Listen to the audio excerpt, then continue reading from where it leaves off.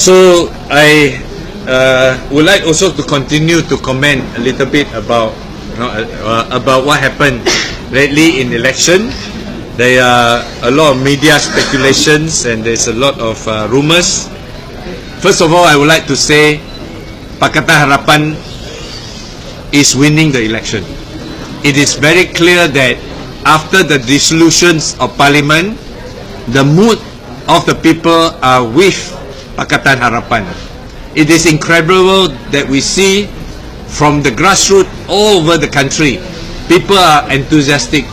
For this time alone, people think that the change is imminent and the hope is very high, and I think Malaysia is ready for a big change in the history.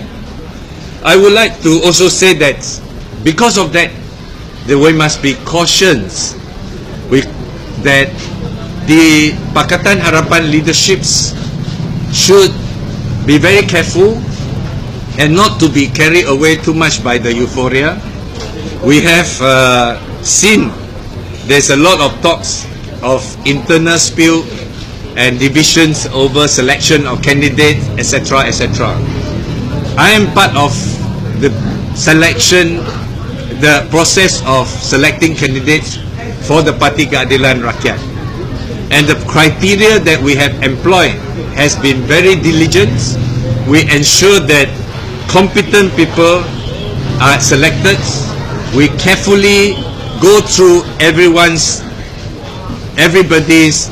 background, ensuring that we offer the best to the people, and that is the reason why it takes a long process for us to announce the candidates. Unfortunately, there was a lot of media speculations, and I also think that there were forces that in the last minutes would like to put candidates that align to certain interests into the process of selections.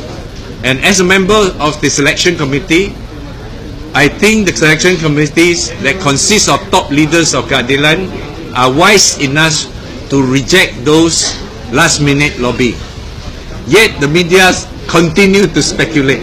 I have no choice to come and say that until the day the announcement happened, we cannot be certain for whatever happened.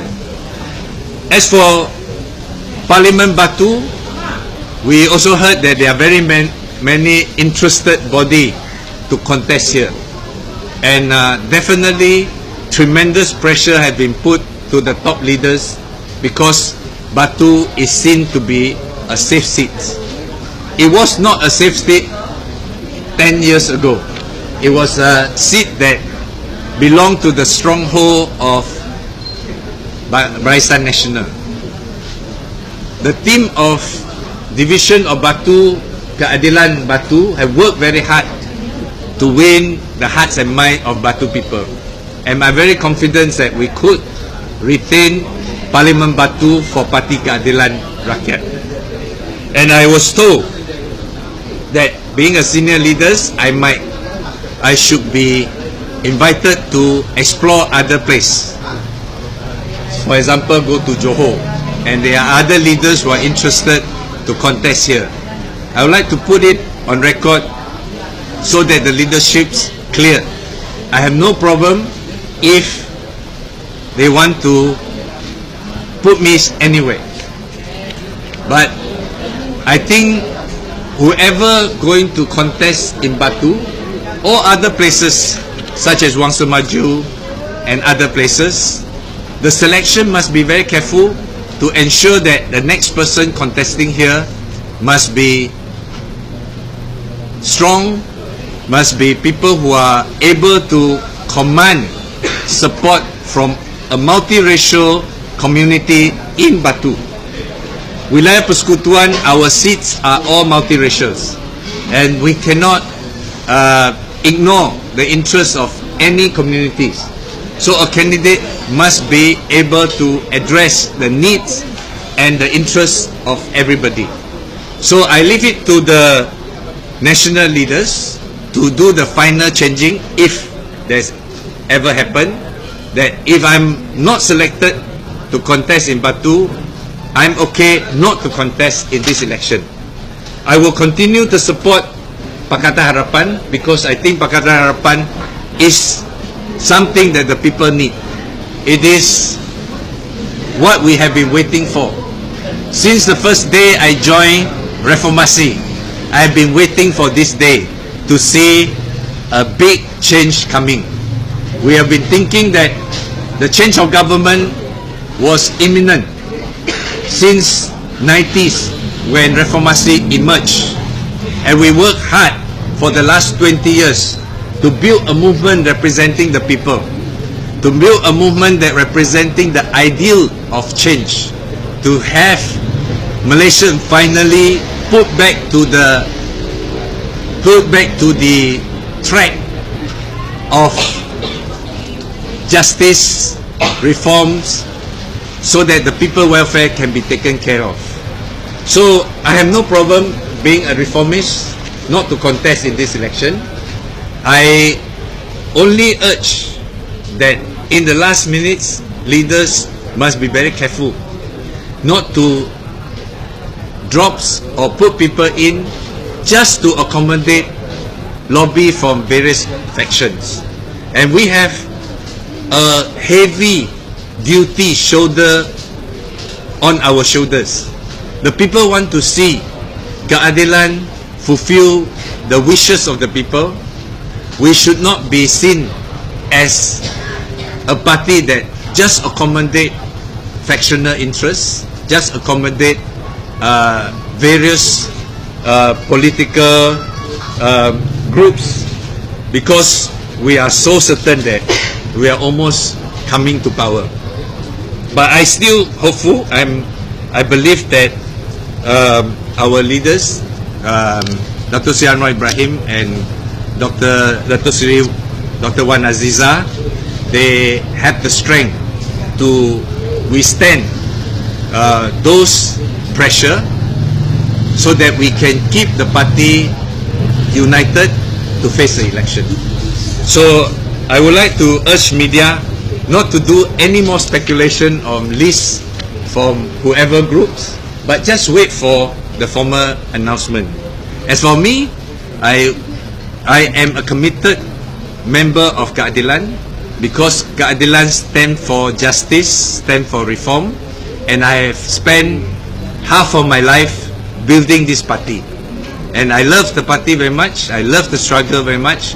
I will continue to ensure whatever role I play to make sure that we will earn the victory for Parti Keadilan Rakyat, and especially now when our symbols are recognized by all other parties of the coalition as the symbol of reform, as the united symbol that will bring change. And we should be more careful, and we should be more committed to make sure that Keadilan is a successful multiracial party for the future. Okay? Any questions? Saya juga boleh jawab dalam bahasa Melayu kalau diperlukan. Ya. Yang ini itu adalah sekaligus mengesahkan bahawa YB masih lagi berada dalam parti. Saya tidak pernah saya kata saya akan keluar dari parti, dan saya yakin perjuangan keadilan itu adalah perjuangan yang benar dan telah lama diimpi oleh rakyat, dan saya telah menyumbangkan lebih daripada 20 tahun daripada masa saya sejak muda sehingga sekarang. Saya amat komited kepada parti ini, dan saya percaya pemimpin tertinggi Parti Keadilan Rakyat ada kebijaksanaan untuk memilih bukan saja di Batu tetapi seluruh negara. Datuk Kelasi mengatakan dia akan letak jawatan kalau tidak dicalonkan semula. Saya tidak ada masalah kalau tidak dicalonkan semula. Saya kekal akan berkempen di Batu. Cuma saya rasa saya amat diperlukan di kawasan pusat di Klang Valley. Saya boleh mainkan peranan yang lain. Sekiranya saya tidak bertanding di Batu, saya boleh tetap akan memainkan peranan saya sebagai pemimpin Parti Keadilan Rakyat. Mana tidak benar YB akan letak jawatan keluar parti. Saya tidak pernah sebut perkara ini. Tapi bagaimana diorang boleh membuat kenyataan yang YB akan keluar? So, itulah sebab saya adakan PC ini supaya tidak ada sangkaan ragu-ragu tentang perkara ini. So, cakap tadi kalau tak dapat bertanding di Batu, kalau kita nak bertanding dalam keadaan Bali, macam YB. Tak, saya tidak ada masalah tidak bertanding kerana dalam proses membina parti generasi yang tua, yang lama harus memberi laluan kepada orang muda. Itu tidak ada masalah. Cuma saya menyatakan di mana pun kawasan parlimen yang ada di wilayah persekutuan, sebab komposisi masyarakat agak sensitif. Batu, Wangsa Maju, Setiawangsa, dia sungguh pun mungkin ada majoriti tertentu, tetapi sesiapa yang jadi calon harus mempunyai keupayaan untuk menangani kehendak semua kaum yang ada. Batu adalah satu kawasan parlimen yang 50% lebih orang Melayu, dan ada juga yang substantial Chinese dan juga India. Kita perlukan calon yang boleh mengatasi masalah semua. Dan saya rasa kalau sesiapa yang dicalonkan untuk menjadi pengganti kepada yang sedia ada, the incumbent, harus kita mencalonkan orang yang lebih kompeten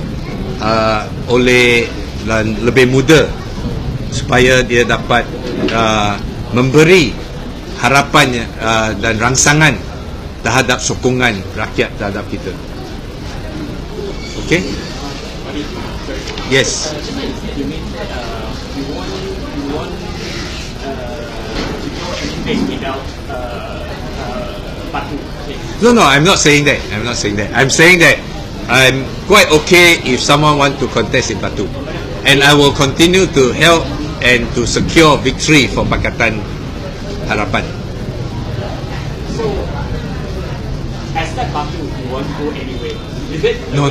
I'm not saying. I say this. There's no sense because I would like to stress. You see, initially there was suggestion that I should go to Johor, and I look at the two main seats that we have. One is Tebrau and Ledang. Both our existing proposed candidate. One is in Ledang, Dr. Chong, and also this Stephen Chong. Both have been doing a lot good work in the grassroots. There is no need to have heavyweight to go there just to win the seats. I think with the current work, they could win the seats. So we don't need to just shift people around just because we want to accommodate TIAN CHUA. TIAN CHUA have no place, we got to find a place for him. I'm telling the leaders, not a problem.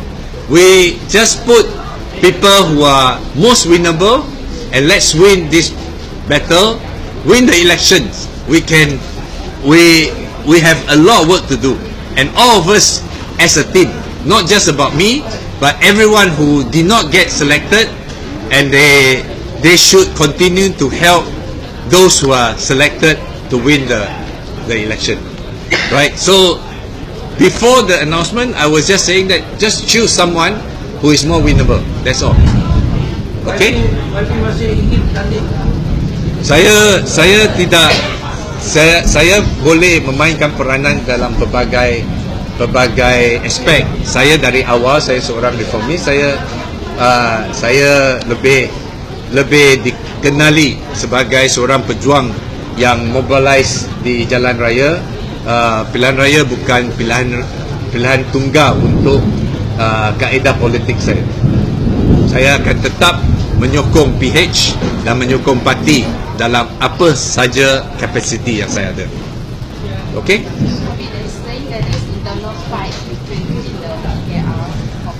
I'm not saying that. I'm saying that they are definitely, the leaderships are facing pressure because they have to accommodate different interests.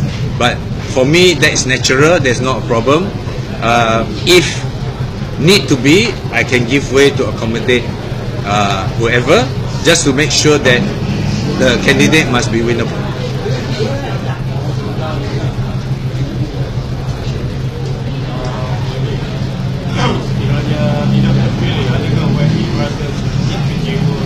Tidak. Saya ada sebahagian daripada jawatan kuasa yang memilih calon. Saya telah mempertahankan prinsip bila kita memilih calon, dia harus mempunyai kriteria yang memenuhi standard yang tinggi dalam kualiti yang ada. Itulah sebab saya rasa kalau seseorang itu tidak dipilih, sudah tentu ada orang yang lebih kompeten telah dipilih. So itu sebab saya rasa saya tidak akan rasa kecewa dan apa-apa juga kita harus bantu parti untuk pastikan kemenangan kali ini. Ya.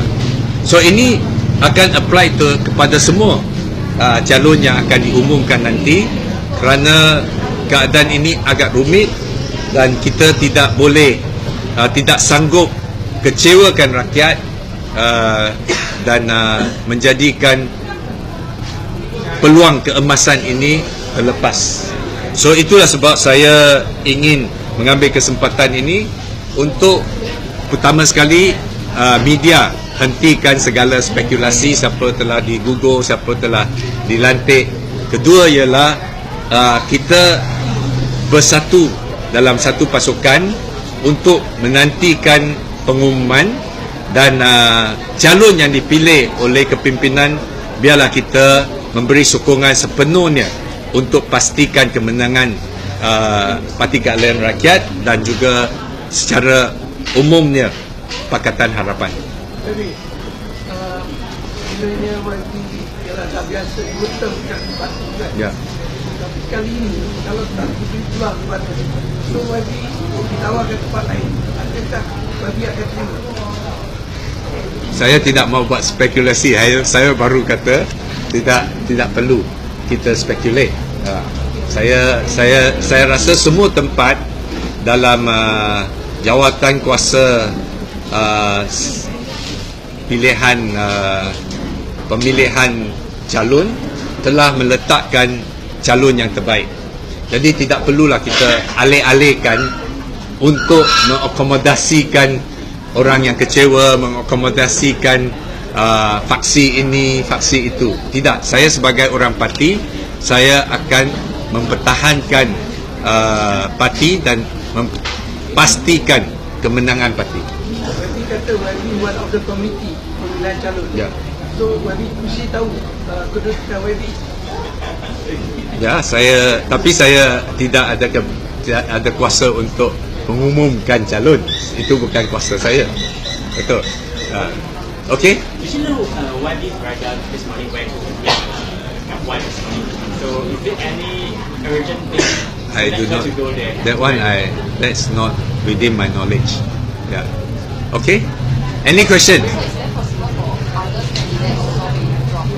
I do not know because I have no knowledge about it.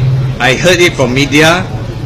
I hope they are not true because the committee has gone through it thoroughly. We have selected the best people to contest. This last minute trying to change just because we want to accommodate this person and that person should be avoided because that might cause what is it called? Cause us the seats and cause our victory. So I would like to urge it's all on all sides. People who are eager to be calon now, please be patient. There will be other chance, there will be other role to be you can play, and those people who are there, please have to play a good job trying to defend the seats and making sure that we win. So every side must try to be cool and restrain, because the big battle is just about to come.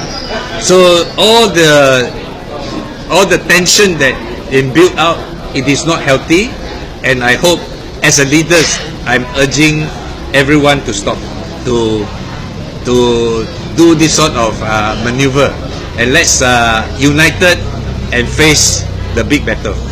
Tapi tadi YB cakap YB terlibat sekali dalam jawatan kuasa pemilihan, tapi dalam pada masa yang sama YB juga cakap supaya tidak ada pihak luar yang cuba campur keputusan yang daripada jawatan pemilihan itu sudah ada, tapi ada pihak luar yang cuba mengganggu. Adakah keputusan itu adalah keputusan yang mengganggu luar itu adalah keputusan dari dalam parti sendiri atau luar parti? Saya tidak tahu sama ada dari dalam parti atau luar parti. Tapi saya seru kepada semua pihak, dan saya yakin siapa-siapa yang lobby dan juga cuba mempengaruh itu, mereka juga anggota parti atau penyokong yang ingin melihatkan perubahan.